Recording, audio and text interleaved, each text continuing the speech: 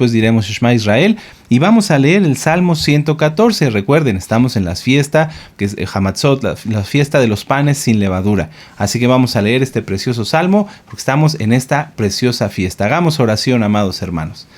Padre eterno Yahweh, en el nombre de nuestro Adón Yahshua HaMashiach, te damos gracias, Abba Kadosh, por darnos el gozo, el privilegio de poder estar aquí para exaltar tu nombre, para adorarte, para bendecirte, para regocijarnos en esta fiesta de los panes sin levadura. Padre amado, Yahshua HaMashiach, queremos, Abba Kadosh, ser limpios, queremos ser como panes sin levadura. Ayúdanos, Abba Kadosh, para poder seguirnos examinando y seguirnos purificando, seguirnos santificando para ser más agradables ante ti. Abba Kadosh, sean atados, sujetados todos los hombres fuertes y demonios echados fuera en el nombre bendito y poderoso de Yahshua HaMashiach.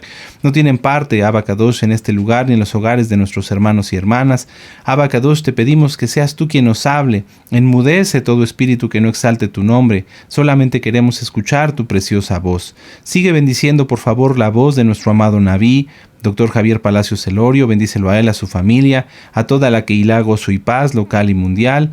Abba Kadosh, por favor, ministranos. Nos ponemos en tus benditas manos, Abba Kadosh. Queremos escuchar tu voz. En el nombre bendito y poderoso de nuestro Adón Yahshua HaMashiach. Omen, Beomen. Aleluya. Muy bien, ahora vamos a decir Shema Israel. Shema Israel, Yahweh Eloheinu, Yahweh Had. Beahabta Yahweh Eloheja, Bejol Levabeja, Ubejol Nafsheja, Ubejol Meodeja. Escucha, Israel, Yahweh nuestro Elohim, Yahweh uno es, y amarás a Yahweh con todo tu corazón y con toda tu alma y con todas tus fuerzas, en el nombre bendito y poderoso de nuestro Adón Yahshua HaMashiach. Omen, Beomen. Aleluya. Muy bien, pues espero que ya tengan abierta su Biblia, y si no, abran su Biblia en el Salmo 114. Salmo 114. ¿Por qué leemos este salmo? Porque este salmo, recuerden, es el que cantaron nuestro Adón Yahshua HaMashiach y los Shaliachim, sus discípulos. Salmo 114. Salmo 114. Amén. Verso 1. Cuando salió Israel de Egipto, la casa de Jacob del pueblo extranjero, Judá vino a ser su Mishkan e Israel su señorío. El mar lo vio y huyó, el Jardín se volvió atrás, los montes saltaron como carneros, los collados como corderitos. ¿Qué tuviste, oh mar, que huiste? Y tú, oh Jardín, que te volviste atrás. Oh montes, ¿por qué saltasteis como carneros, y vosotros collados como corderitos? A la presencia de Yahweh tiembla la tierra, a la presencia del Elohim de Jacob, el cual cambió la peña en estanque de aguas y en fuente de aguas la roca. Aleluya, en el nombre bendito y poderoso de Yahshua HaMashiach. Omen, Beomen. Y nos gozamos porque estamos en la fiesta de la libertad. Nuestro pueblo siendo libre por la mano poderosa de nuestro Adón Yahshua HaMashiach. Aleluya, no podemos dejar de exaltar al Eterno. Aleluya, toda Rabá Yahshua HaMashiach por la libertad. Toda Rabá Bakadosh porque no somos esclavos. Bendito Yahshua HaMashiach. Somos libres en Yahshua HaMashiach para guardar su bendita Torah. Aleluya, amados hermanos. Gózate, Israel, gózate, sí, sonríe. Ya no somos esclavos como antes del pecado y de tantas cosas que nos oprimían. No, ahora somos libres en Yahshua HaMashiach. Muy bien, amados hermanos, pues ya hicimos tefilá. Vamos a empezar de lleno con la administración. Esta tarde quiero compartirles, con el permiso de nuestro amado Naví, Dr. Javier Palacios Celorio, a quien le enviamos un gran saludo y muchas bendiciones, un tema que se titula La Puerta Abierta. La Puerta Abierta. Vamos a ver primero, para poder comprenderlo mejor, las citas clave. Vamos a Primera de Pedro. Vamos a Primera de Kefas. Primera de Pedro, capítulo 5, verso 8. Vamos para allá. Primera de Pedro, casi al final de la Biblia, para todos los nuevecitos, capítulo 5, verso 8. ¿Ya lo tienen? ¿Sí? Amén. Dice, sed sobrios y velad, porque vuestro adversario, el diablo, como león rugiente, anda alrededor buscando a quien devorar. Al cual resistid firmes en la fe, sabiendo que los mismos padecimientos se van cumpliendo en vuestros hermanos en todo el mundo. Entonces, ya saben, esta cita muchos ya la conocían, tener cuidado con el enemigo que anda como león rugiente buscando a quien devorar. Yahshua HaMashiach le reprenda. Después vamos ahora a Jeremías, vamos al libro del profeta Jeremías, en el capítulo 17, en el verso 5, y vamos a leer hasta el 8. Jeremías 17, capítulo 5, verso 8. Amén. Dice: así ha dicho Yahweh: maldito el varón que confía en el hombre, y pone carne por su brazo, y su corazón se aparta de Yahweh. Será como la retama en el desierto, y no verá cuando viene el bien, sino que morará en los sequedales, en el desierto, en tierra despoblada y deshabitada. Bendito el varón que confía en Yahweh y cuya confianza es Yahweh, porque será como el árbol plantado junto a las aguas, que junto a la corriente echará sus raíces, y no verá cuando viene el calor, sino que su hoja estará verde, y en el año de sequía no se fatigará ni dejará de dar fruto. Amén. Vamos a ver una última cita. Vamos a Mateo 12. Vamos a Mateo 12, en el capítulo 12, en el verso 43. Matillahu, capítulo 12, en el verso 43. Amén. Mateo 12, 43 dice: cuando el espíritu inmundo sale del hombre, anda por lugares secos, buscando reposo y no lo halla. Entonces dice: volveré a mi casa de donde salí, y cuando llega la halla desocupada, barrida y adornada. Entonces va y toma consigo otros 7 espíritus peores que él, y entrados moran allí, y el postrer estado de aquel hombre viene a ser peor que el primero. Así también acontecerá a esta mala generación. Y son palabras de nuestro Adón, Yahshua HaMashiach. Hagamos un pequeño resumen de estas 3 citas, y quiero que esto, amados hermanos, por eso el Eterno puso en mi corazón darles primero las citas, porque este es el centro. Lo que vamos a ver es cómo se desarrollan estas citas, pero esto es lo más importante. ¿Amén? Sí, quédense con esto. Primera de Kefas, capítulo 5, verso 8. El enemigo, Yahshua Mashiach le reprenda, está como león rugiente buscando a quien devorar. Hay que ser sobrios y valientes y resistirlo. ¿Amén? Pero no en nuestras fuerzas ni haciendo guerra espiritual como en las denominaciones, no, en santidad. Pero hay que tener presente esto, que anda como león rugiente buscando a quien devorar. Yahshua Mashiach lo reprenda. Jeremías 17. No confiar en el hombre, no confiar en nuestras fuerzas, no confiar en nuestras ideas, no confiar en nada que no sea Yahshua HaMashiach, porque si confiamos en Yahshua HaMashiach, seremos como un árbol plantado junto a corrientes de aguas, como dice el Salmo 1. Y Mateo 12:43, no abrirle la puerta al adversario, porque si dice aquí, porque si un enemigo, un adversario, un espíritu inmundo, busca volver a la persona que poseyó antes, ¿sí? a nosotros, si quisiera regresar, que no encuentre una casa abierta, no, que encuentre la puerta bien cerrada, porque si entra un enemigo, si tú, amado hermano o hermana, le abres la puerta al adversario, leámoslo otra vez, va y toma consigo otros 7 espíritus peores. Y hay un tema que se titula así, 7 espíritus peores, por nuestro amado Naví, Dr. Javier Palacios Elorio. Búsquenlo, repásenlo. Es muy importante que no tengamos ni un poquito de levadura, ni nada de levadura. Recuerden lo que está escrito en la bendita Torá. Un poco de levadura leuda toda la masa. Si alguien tiene un poquito de levadura, un poquito de orgullo, un poquito de ego escondido, lo va a leudar, y al final todo eso sale a la luz. Entonces nada de abrirle puertas al adversario. Esto es el punto central. Por eso es que vamos a estudiar este tema en la gran fiesta de los panes sin levadura, para que nosotros veamos a través de la historia de nuestro pueblo cómo es que un poquito de levadura terminó destruyendo a toda una nación. Entonces vamos a empezar con estas diapositivas, vamos para allá, vamos a verlas. Miren, nuestro pueblo ha pasado a lo largo de la historia diferentes etapas, en las cuales ha sido conquistado, perseguido y oprimido. Pero también ha luchado y visto la mano poderosa de nuestro Elohim, defendiéndole de todos aquellos que buscan el mal. Hoy vamos a hacer un recuento histórico y aprenderemos la importancia de no tener puertas abiertas, y la repercusión que tiene el abrir puertas no solo en la vida de uno, sino en toda una nación. Si ustedes pueden ver en el extremo izquierdo de su pantalla, dice ahí 586 antes de Yahshua HaMashiach, los babilonios conquistan Jerusalén.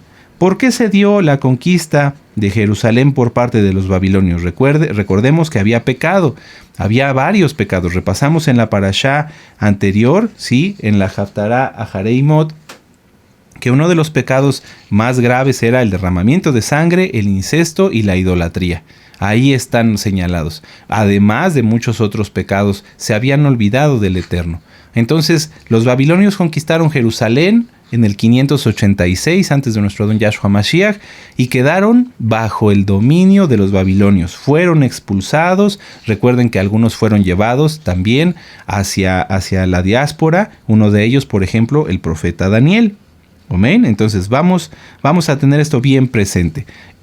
Amados Sahim, era el imperio babilónico. ¿Sí? Este era el imperio babilónico. Ustedes pueden ver cómo se dispersaron desde Elam, ¿sí? Hacia adelante, y todo lo que está en color rosado es lo que conquistaron, entre ellos pues Jerusalén. Amén. Bueno, vamos a continuar porque hay mucho que estudiar. Después de que los babilonios conquistaron Jerusalén y expandieron su territorio, en el 539 antes de nuestro Adón Yahshua Mashiach, los persas conquistaron a los babilonios. ¿Sí? Los persas conquistaron a los babilonios. Y entonces Judea y Jerusalén quedaron bajo el dominio de los persas. Vamos a repasar, vamos despacito para que todos podamos entenderle. En el 586 llega Nabucodonosor y conquista Jerusalén, conquista Judea. En el 539, los persas derrotan a los babilonios y entonces se quedan con todas sus posesiones, ¿verdad? Con todo su imperio. Entre ellos, Judea y Jerusalén. Ahí ustedes lo pueden ver. ¿Qué pasó mientras los persas estuvieron siendo dueños de toda esa porción del mundo, de toda esa tierra? Ahí se desarrollaron los hechos de Esther, Esdras y Nehemías. Ciertamente el Eterno puso en el corazón de Ciro, ustedes ya lo pueden revisar en todos esos preciosos libros que están ministrados en este canal por nuestro amado Naví. Ustedes pueden ver cómo hubo un acercamiento, hubo gracia del Eterno en los gobernantes para que se pudiera reconstruir por medio de Esdras y Nehemías tanto la ciudad, ¿sí? Las murallas, como el templo, ¿sí? Esto es muy importante. Entonces, ¿por qué se dio esto, hermanos? ¿Por qué, siendo Judea y Jerusalén un territorio ocupado, por qué hubo ese milagro tan hermoso de la conservación de la vida del pueblo judío, de también la construcción del templo y de las murallas de Jerusalén? ¿Por qué? Porque Esdras y Nehemías y Esther eran temerosos de Yahweh. Mucha atención con esto. Siendo aún Israel una nación ocupada, un territorio ocupado, el Eterno movió todo a favor de nuestro pueblo para que se pudiera restaurar las murallas de Jerusalén, el templo, y fueran preservadas la vida de los judíos. Esto es muy importante. Después vamos a ver aquí en la siguiente diapositiva, esto es lo que era el imperio persa. Vean que era un imperio más grande, mucho más grande. ¿Qué fue lo que pasó? Este imperio duró hasta el 490. Si podemos ver aquí en el extremo izquierdo de la pantalla, aquí está Grecia. Cuando los persas llegaron hasta la zona de Grecia, empezaron a tener batallas con el imperio griego, siendo que los griegos ganaron esas guerras. Las guerras persas contra los griegos se dieron desde el 490 hasta el 330 antes de nuestro Adón Yahshua HaMashiach. Hubo muchas guerras, no nos vamos a detener ahorita en ello. Hubo muchas guerras y al final los griegos vencieron a los persas. Vuelvo a repetir, los persas llegaron hasta la zona de Grecia, hubo varias batallas y los griegos vencieron. Amén. ¿Qué pasó entonces con Judea y Jerusalén? Al ser los persas derrotados, esa parte del imperio quedó ahora bajo el dominio de los griegos. Para los que les guste hacer sus anotaciones, era el imperio seleucida, ¿sí? Los griegos, lo vamos a decir como griegos para facilitarlo, pero eran los seleucidas. Muy bien. Ahora, Cuando Jerusalén quedó bajo el dominio griego, aquí podemos ver un mapa del Imperio griego hasta con Alejandro Magno, que fue el que desarrolló o conquistó más territorios. Veamos cómo se expandió, fue más grande que el Imperio babilónico, fue más grande que el Imperio persa, fue un imperio inmenso. Y ahí podemos ver cómo todo lo que es la parte de Judea, en la tierra de Israel, pues estaba conquistada por los griegos. ¿Qué pasó entonces, amados Sahim?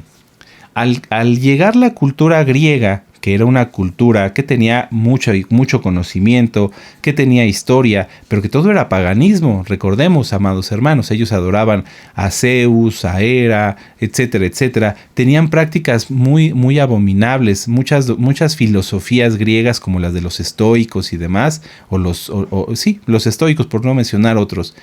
Hacían cosas muy terribles, hermanos, no vamos a entrar tampoco en eso. Cuando llegan a Israel se encuentran con un grupo grande, gracias al Eterno, de judíos, de habitantes de Judea, que guardaban la Torá. Y entonces empieza a haber al principio una convivencia. Los judíos toleraban a los griegos toleraban a los judíos, pero no puede darse eso durante mucho tiempo, porque son culturas totalmente opuestas.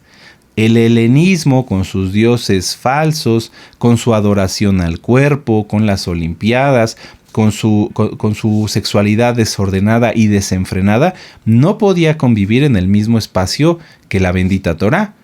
Y siendo que los griegos eran quienes tenían el poder porque eran los conquistadores, empezaron a tener un choque muy grande y a buscar oprimir, es decir, a buscar hacer que los judíos dejaran la Torá y se volvieran al helenismo, se volvieran a la cultura griega.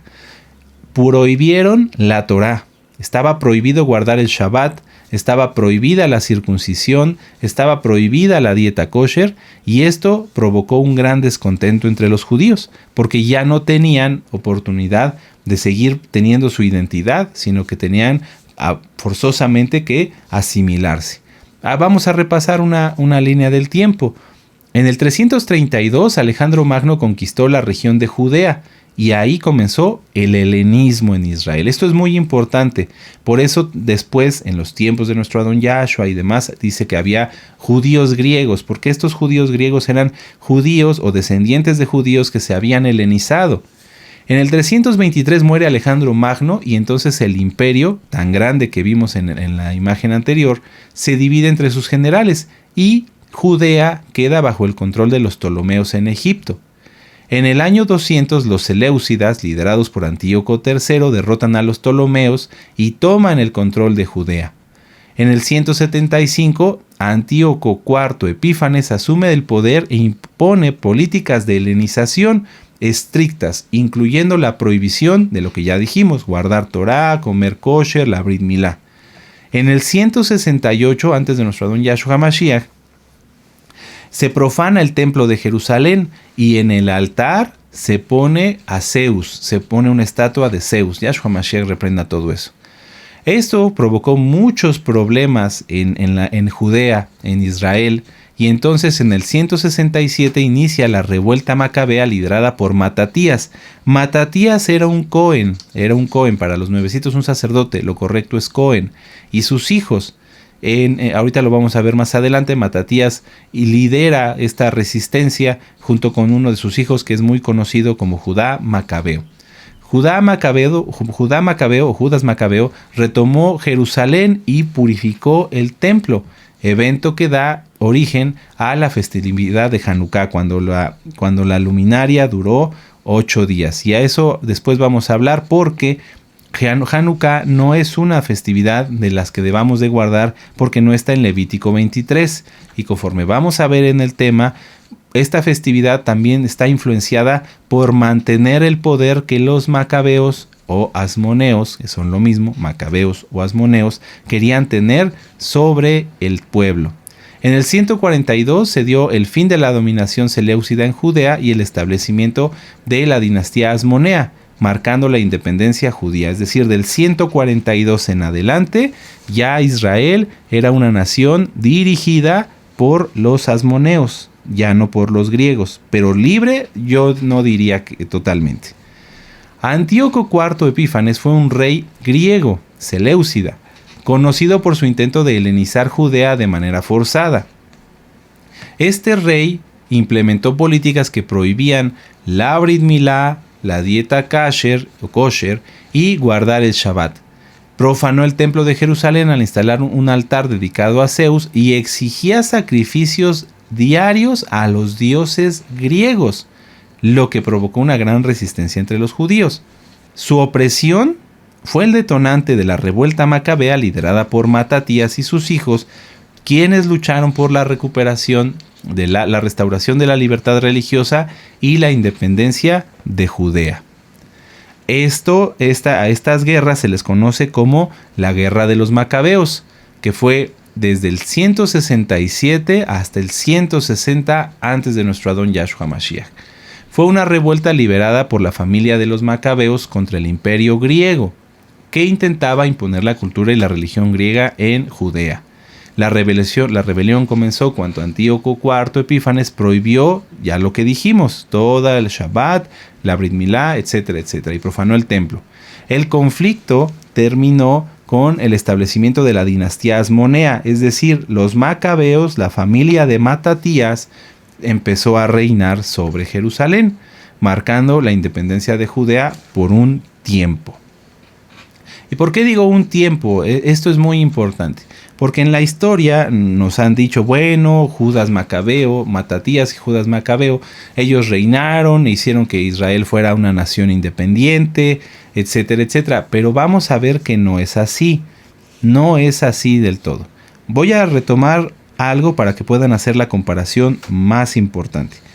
En el tiempo del Imperio Persa, nuevamente, en el tiempo del Imperio Persa hubo varones justos, Esdras, Nehemías, temerosos de Yahweh, que oraron, ayunaron, buscaron al Eterno, hicieron todo conforme a la Torá, y el Eterno entonces movió su mano poderosa a favor de ellos, para que se regresara a Israel, se reconstruyera el templo y las murallas. Aquí se levantó un grupo de varones, Matatías, Judas Macabeo, Jonatán, etc. Pero vamos a ver ellos qué fue lo que hicieron a diferencia de Esdras y Nehemías.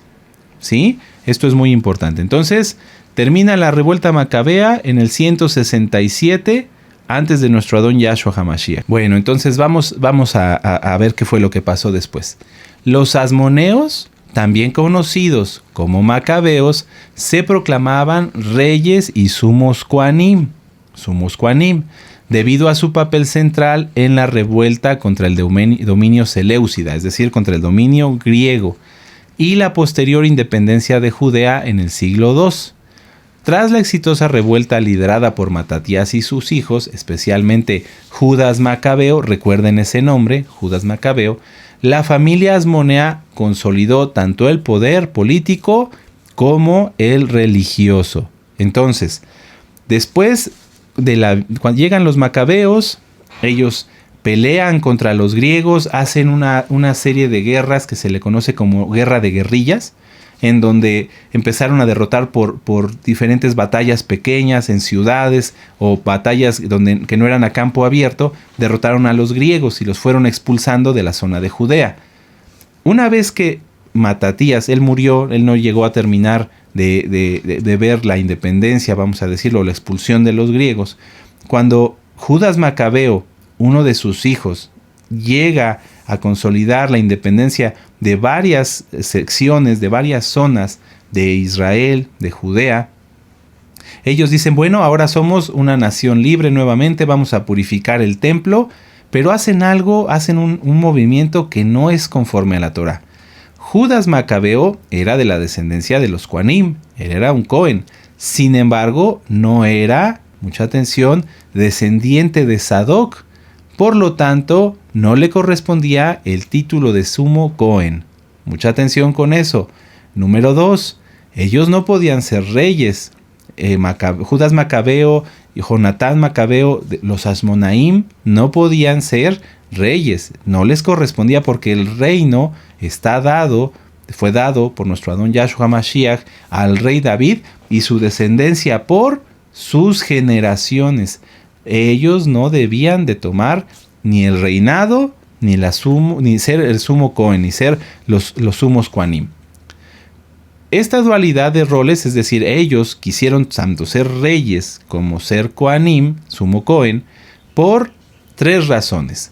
Una, legitimarse en el poder. Controlar el trono y el sumo sacerdocio, la suma Keuná, lo dejamos así para que sea más entendible, les permitía legitimar su autoridad ante el pueblo, combinando el liderazgo político con la autoridad religiosa. Número 2. El vacío de poder. Tras el debilitamiento de la dinastía davídica y la corrupción percibida en la línea sacerdotal anterior, los asmoneos llenaron ese vacío presentándose como defensores de la fe judía.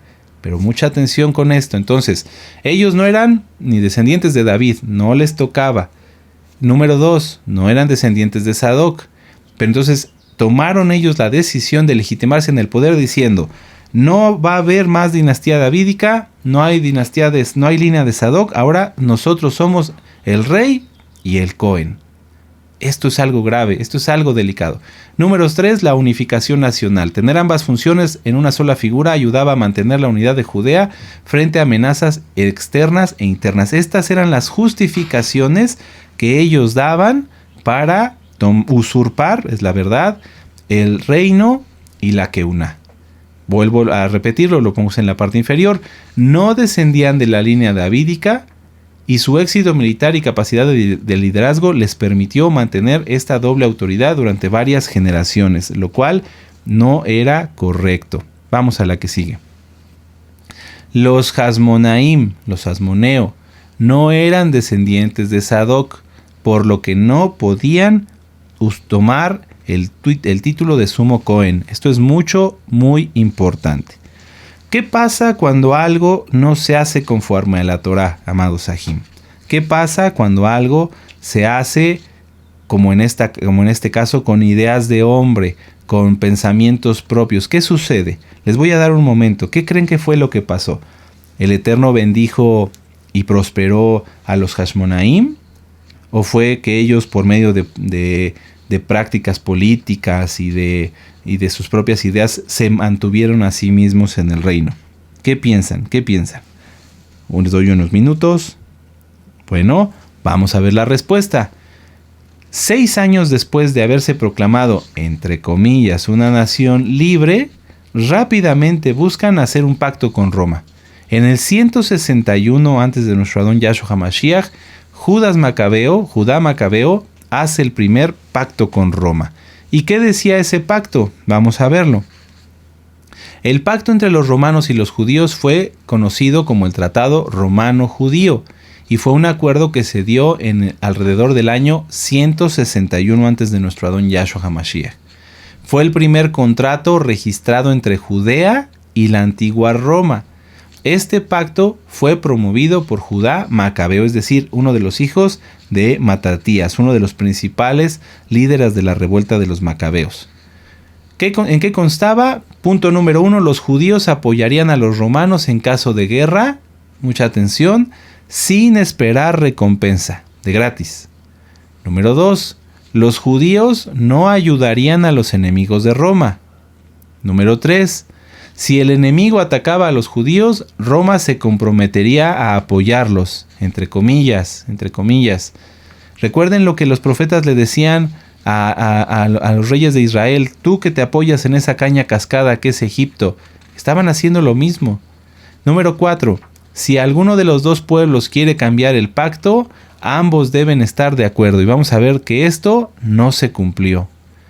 Este pacto pudo haber disuadido a los griegos de tomar medidas extremas contra Judea, o al menos es lo que ellos pensaban. Judas Macabeo dijo: bueno, ya somos una nación libre, y lo dije bien entre comillas. ¿Por qué?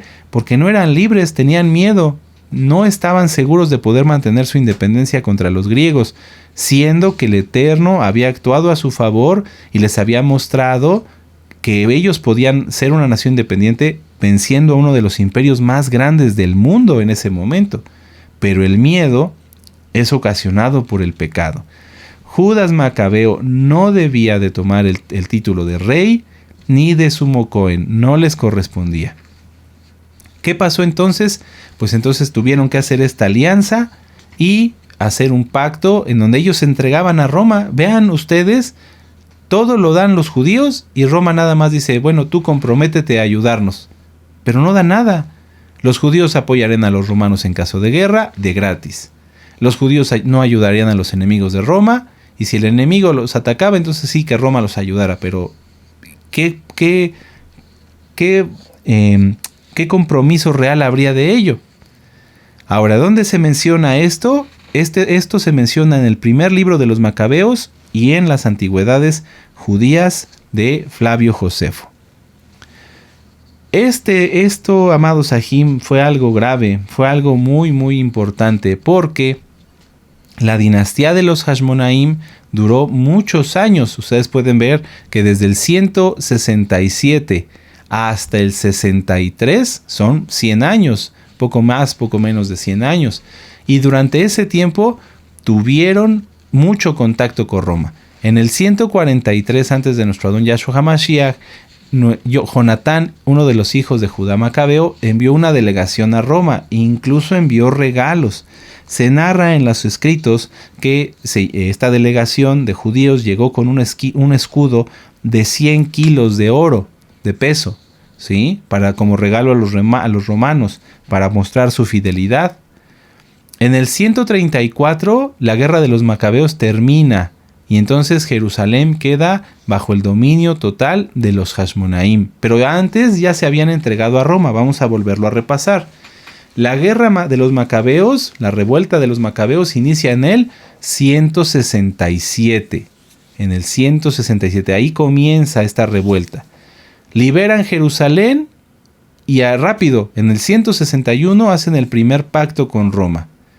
No obstante de este pacto, en el 143, 20 años después, mandan una delegación a Roma para darles regalos y demás, siendo que todavía ellos seguían luchando ellos solos, porque los romanos no enviaron un ejército para ayudarle a derrotar a los griegos, no.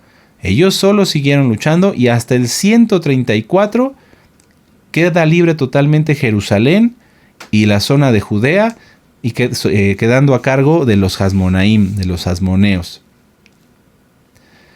Esta dinastía de los Hasmonaim siguió siendo rey y sumo Cohen. Ya vimos algo que no les correspondía entre ellos, ¿sí? Ahorita vamos a ver un árbol genealógico. Pero en el 63, en el año 63, dos de los Hasmonaim, se empezaron a pelear el trono. Y entonces dijeron, vamos a llamar a Roma para que nos ayude. Aquí vamos a ver el árbol genealógico. Matatías fue el primero, el que empezó con la revuelta de los Macabeos. Él mató a un judío que se había asimilado y a un oficial griego cuando lo querían obligar a hacer un sacrificio para los dioses griegos. Él dijo no, entonces los mató y de ahí comenzó la revuelta de los Macabeos. Matatías muere durante estas guerras contra los griegos y se queda a cargo Judas Macabeo junto con sus hermanos Juan, Simón, Eleazar y Jonatán, ¿sí? Los que toman más relevancia en la historia son Judá Macabeo, Jonatán y Simón, ¿sí? Mientras que los demás no tienen un papel tan activo. Judas Macabeo muere también en batalla y solamente de Simón surge descendencia. Aquí lo podemos ver, está Matatías, Judá y Juan Hircano, Yohanan, que se proclamó a sí mismo sumo Cohen y etnarca, es decir, rey de Judea desde el 135 al 104.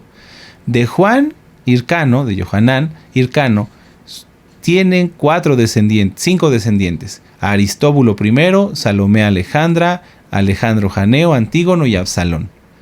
De Salomé Alejandra, ella tiene 2 hijos, Hircano II y Aristóbulo II. Ellos eran hermanos. Ellos, al ser contemporáneos, dijeron, bueno, yo quiero ser rey. Y el otro dijo, yo también. Entonces empezaron a pelearse el trono. Si pueden ver ahí, se intercalan. En donde dice Hircano, dice sumo Cohen del 76 al 66 y del 63 al 40. Y rey del 67 al 66 y del 63 al 40. Y luego Aristóbulo II dice sumo sumo Cohen y rey de Judea del 66 a 63. ¿Qué fue lo que pasó? Había pugnas, estaban peleando ellos el poder. No, ahora me toca a mí, no, ahora yo soy rey, no, ahora yo soy sumo sacerdote, sumo Cohen. Y como no se podían poner de acuerdo y había muchos intereses de por medio, económicos, militares y demás, ¿qué fue lo que hicieron?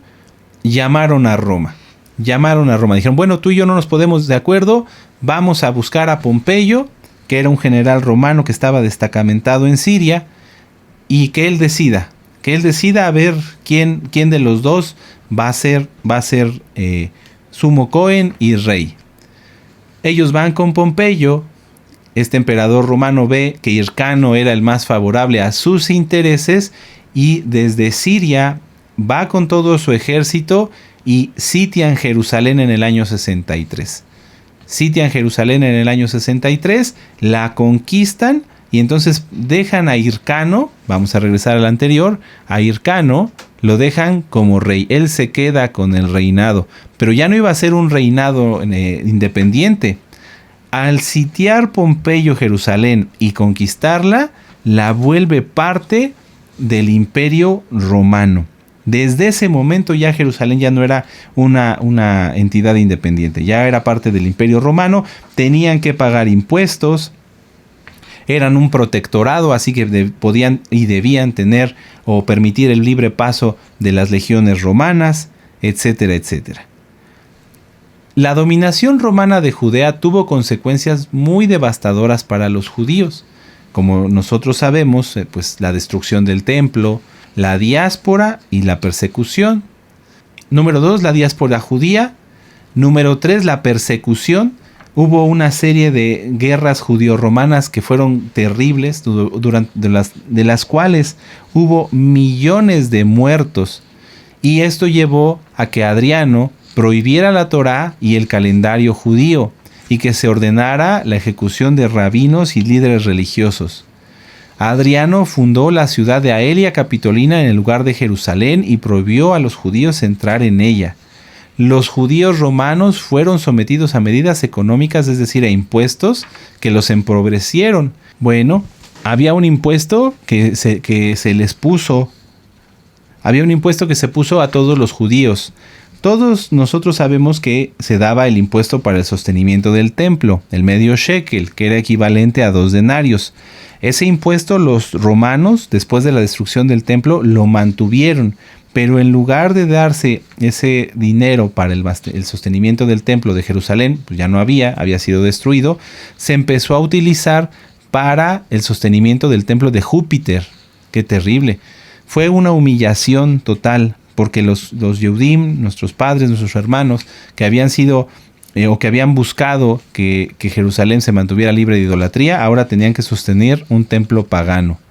En Roma, por eso les decía que estos impuestos no nada más eran para los judíos que vivían en Jerusalén, sino también, o en Judea, sino también este impuesto se extendió a todos los judíos, inclusive que vivieran en Roma o en el Imperio Romano.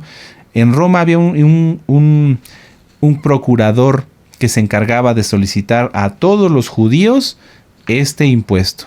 Solamente si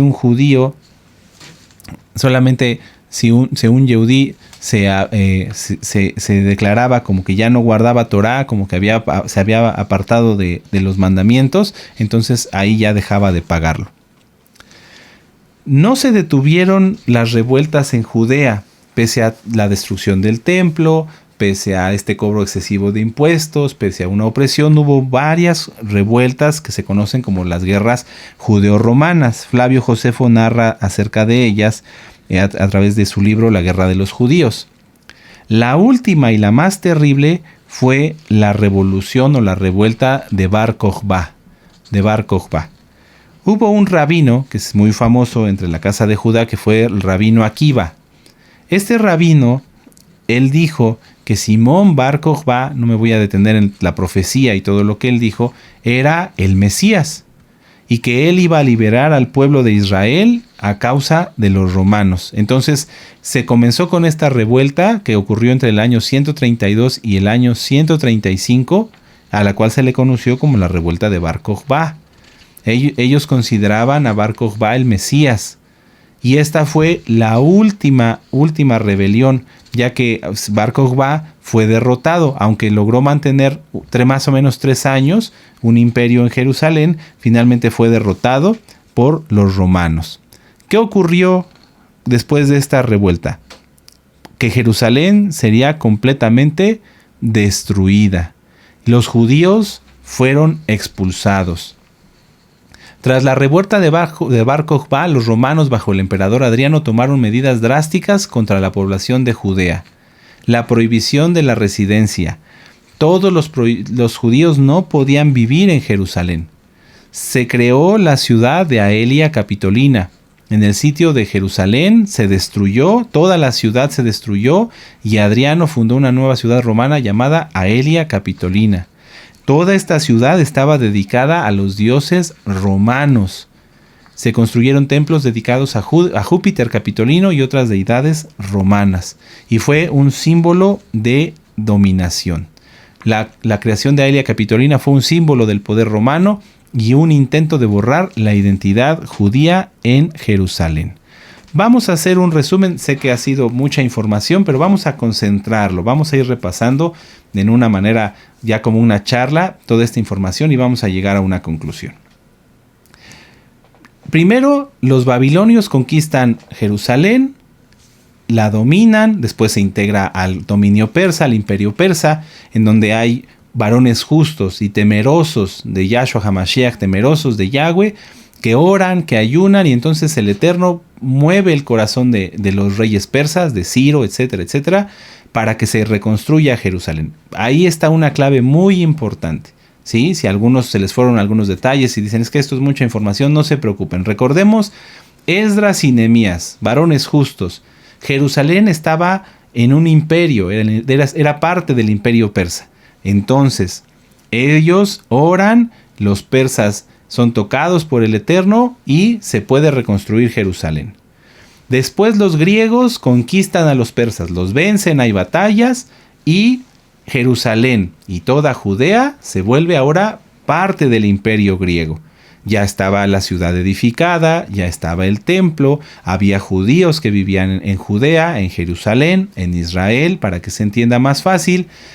Y entonces los griegos, los griegos empiezan a buscar que los judíos se conviertan a sus creencias. Empiezan a querer que practiquen las olimpiadas, pero pues lógicamente la Torá y los griegos, la Torá y todo lo que son estas doctrinas falsas, pues no caben en el mismo lugar. Entonces empieza a haber choques. Llega Antíoco Epífanes, prohíbe la Torá, impurifica el templo, ¿sí? Lo profana, y se levanta un grupo de judíos, vamos aquí ya con más calma, un grupo de judíos, los asmoneos, y empiezan a luchar contra los griegos, logrando vencerlos con la ayuda del Eterno. Ahí sabemos que se dio el milagro de la multiplicación del aceite para la menorá, no para la januquilla, para la menorá. ¿Vamos bien hasta aquí? Los babilonios, luego los persas, ahora los griegos. Los asmoneos, los macabeos, derrotan a los griegos y se puede decir que Israel vuelve a ser libre. Estaba libre, ya, nada más estaban los asmoneos en el poder. ¿Qué debían hacer los asmoneos? ¿Qué debían hacer los hashmonaim? Decir, bueno, ya somos una nación libre, yo soy Cohen, pero no soy de la línea de Sadoc. Busquen, como lo hicieron Esdras y Nehemías, busquen descendientes de Sadoc para que se ocupen ellos del sumo Cohen, de ser el sumo Cohen. Número 2, ¿qué debían hacer Judas Macabeo y su descendencia? Bueno, nosotros no somos de la línea de David, no somos descendientes de David, que se busque entre el pueblo descendientes de David para que tomen el lugar que les corresponde. Pero no lo hicieron. Abrieron una puerta a través de su pecado de decir, no, yo tengo que ser el rey y el sumo Cohen. Nosotros sabemos que rey y sumo Cohen solamente hay uno. ¿Quién es? Yahshua HaMashiach. Él es rey, él es sumo Cohen y él es el profeta más grande, ¿verdad? Porque él también nos habla como profeta. Entonces, nadie puede usurpar ese lugar. Cuando se practica un pecado, cuando se toma un lugar que no corresponde, cuando se usurpa un lugar como este que es tan importante, ¿qué es lo que pasa? Se le abre la puerta al diablo, se le abre la puerta al enemigo. Debido a esta puerta abierta, entonces empieza a operar el miedo en Judas Macabeo y en todos sus hermanos. ¿Qué es lo que los lleva a hacer? A buscar una alianza con Roma, a confiar en el hombre. Si recuerdan las citas que vimos al inicio del tema, lo primero es: mira que el enemigo anda como león rugiente buscando a quien devorar. Es decir, no practiques el pecado, porque si lo practicas, el enemigo viene y te agarra. ¿Qué ocurrió? Eso, el enemigo tomó control de los líderes de la revuelta macabea. Ellos empezaron a tener miedo, dijeron: no vamos a poder contra los griegos. Si ya habían podido, habían tenido éxito en las batallas, ¿cuál era el problema para que esto siguiera? El miedo, el pecado, el tomar un lugar que no les correspondía. ¿Qué los lleva a hacer esto? A buscar apoyarse en el hombre. ¿Recuerdan la cita de Jeremías? A confiar en los romanos. ¿Quiénes eran los romanos? Eran el imperio más terrible, sanguinario, blasfemo que se puedan ustedes imaginar.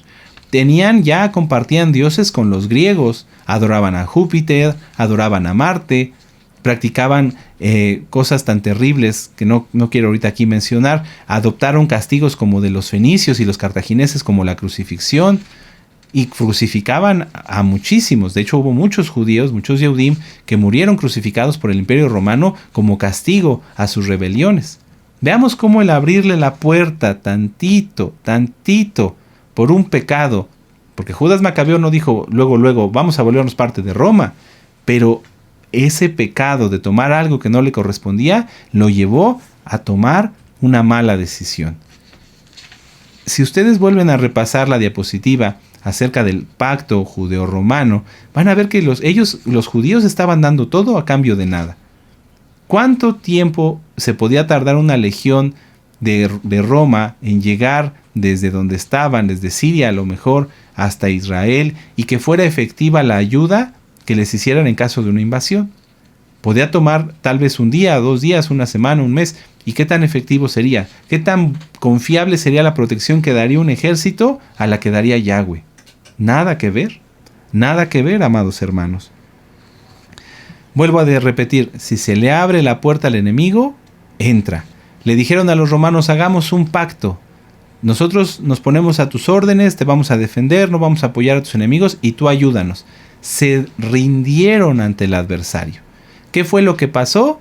El enemigo, los romanos, empezaron a tomar cada vez más ventaja. Y cuando el pueblo, cuando Aristóbulo e Hircano vuelven a tener problemas por practicar el pecado que ya venían practicando desde los tiempos de Judas Macabeo, y tener esa lucha de poder, tener ese conflicto, decir: no, yo no quiero, yo quiero ser el rey, no, yo esto y lo otro, y pleitos, permite esta división en el pueblo, que entre el enemigo directamente.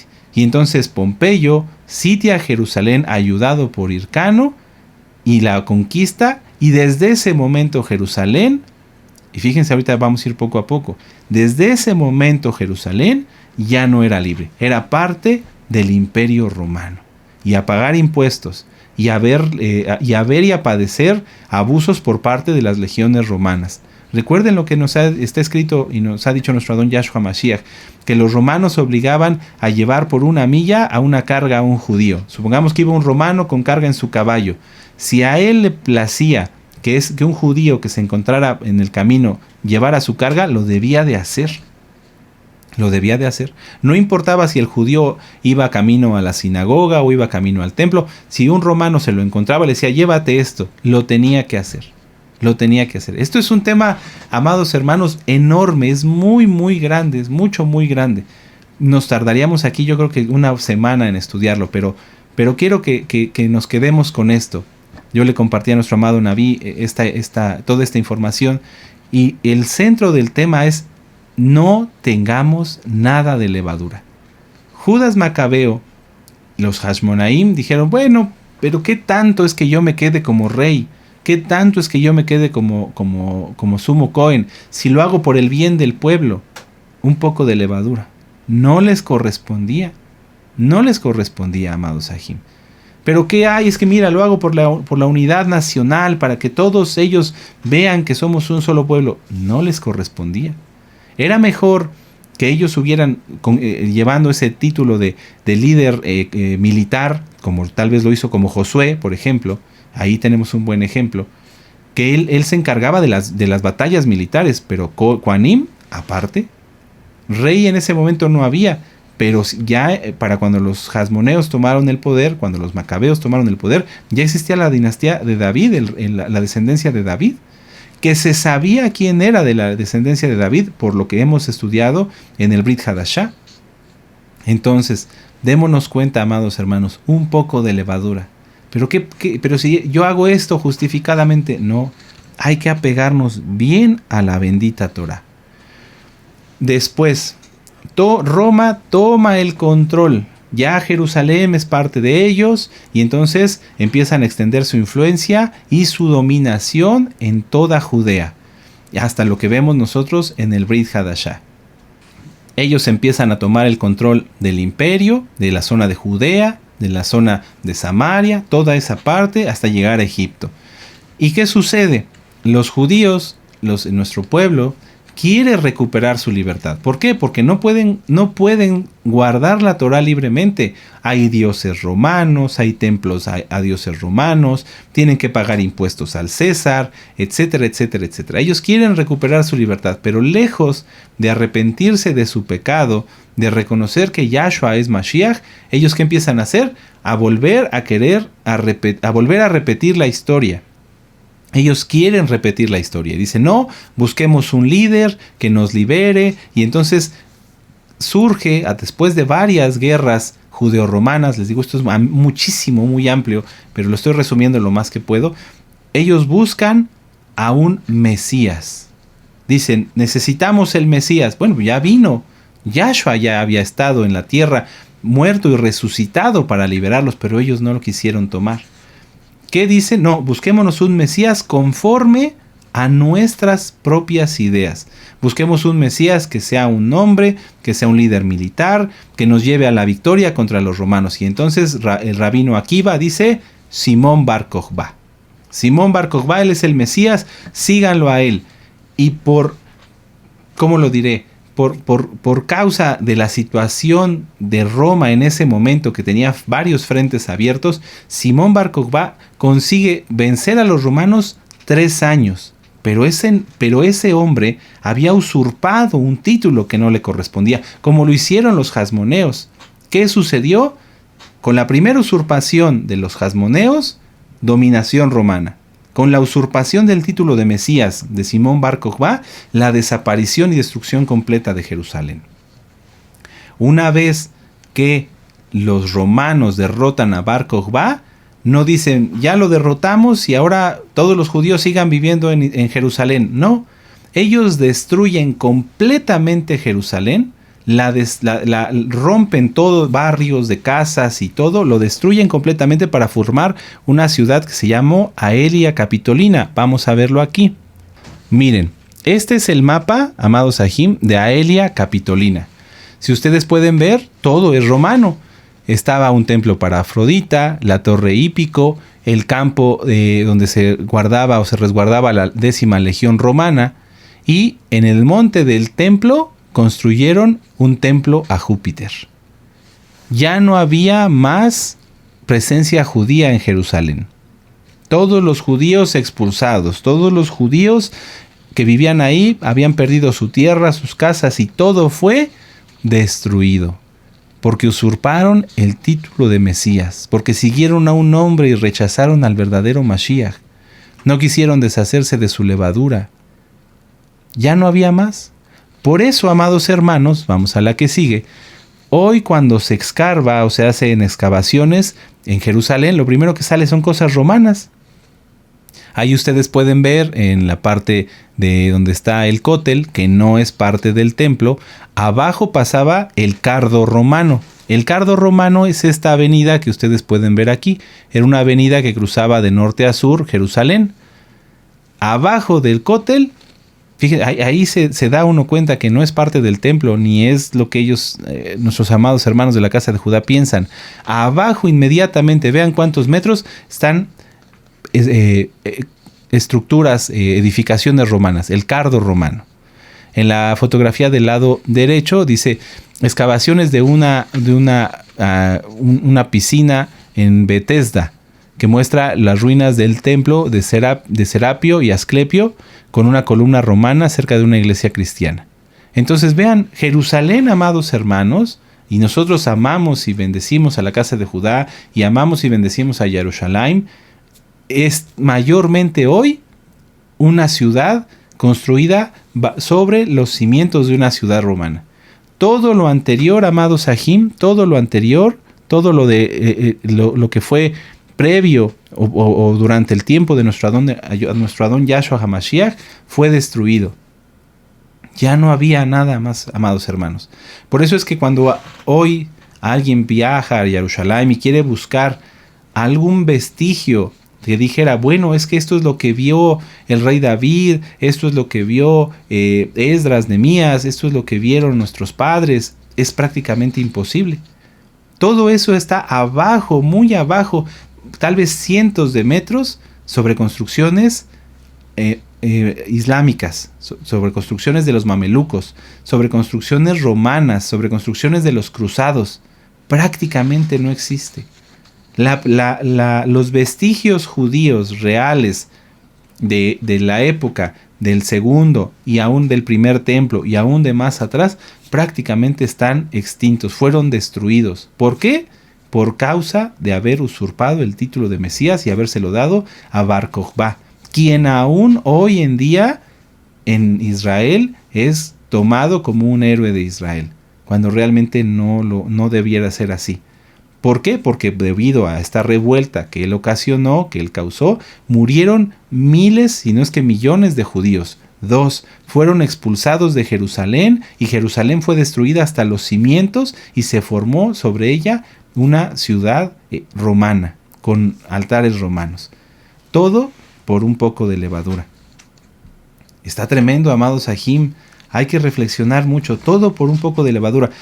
Tal vez, y no estoy especulando, Judá Macabeo, al hacer el pacto con los romanos, pensó que esto no iba a llegar a esto.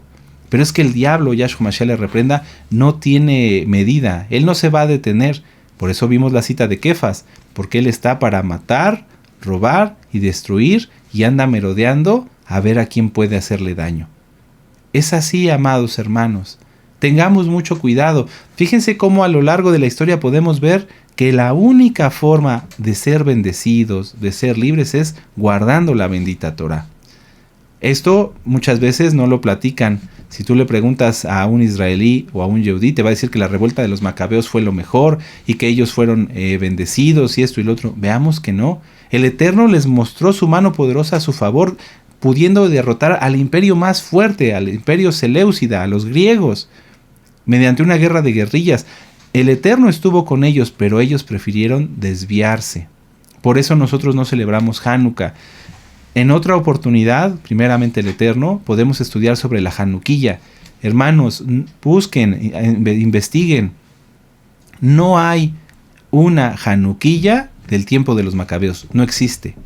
Todas las Hanukkillas fueron posteriores, porque son inventos rabínicos de la Cábala. Porque le agregaron el Shamash, Yahshua Mashiach le reprenda, que es el nombre de un demonio, a la menorá para que tuviera 9 brazos. Entonces, amados hermanos, pensemos, estamos en la fiesta de los panes sin levadura. Viene Yahshua, estamos a las puertas. No podemos hablar ahorita de otras cosas porque queremos concentrarnos en las fiestas. Viene Yahshua, el mundo sigue girando y dando de tumbos y los conflictos y las guerras. No sea que alguien por un poquito de levadura, por un poquito de pecado que piense, termine trayéndose destrucción a sí mismo y destrucción a los que le rodean, como aquí, ya lo vimos. Entonces, amados Sahim, reflexionemos. Esta es la información que yo quería compartirles. Vamos a hacer una tefilá y vamos a darle gracias al Eterno y vamos a disfrutar de esta preciosa fiesta purificándonos más, aprendiendo más, conociendo más de la bendita Torah y de la historia de nuestro pueblo. Hagamos oración, amados hermanos. Padre eterno Yahweh, te damos gracias por tu palabra. Abacados, nosotros no queremos tener nada de levadura. Queremos siempre apegarnos a tu Torah, estar firmes en tu Torah y llevarla siempre por obra, Abacados. Por favor, síguenos hablando, síguenos ministrando y ayúdanos, Abacados, a despojarnos de toda levadura, a ser verdaderamente panes sin levadura y dar buenos frutos. En el nombre bendito y poderoso de nuestro Adón Yahshua HaMashiach, te damos toda Gabá por tu palabra. Omen, ve omen. Aleluya. Y ahora exaltemos